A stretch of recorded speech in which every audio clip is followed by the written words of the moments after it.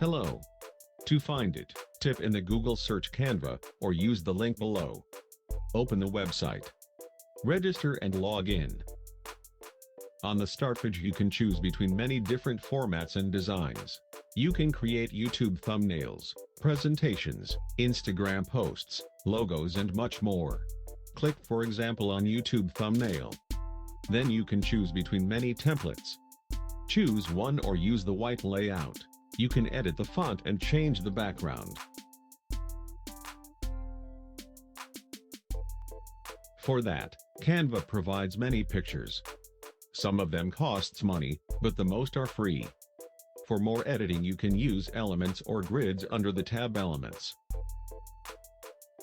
In the next tab, you can choose between many different types of texts. With the tab Background you edit and choose between many free backgrounds, but you can also upload own pictures and videos in the tab Upload. The same tabs you can also use when you design a presentation or every other layout in Canva. Thanks for watching.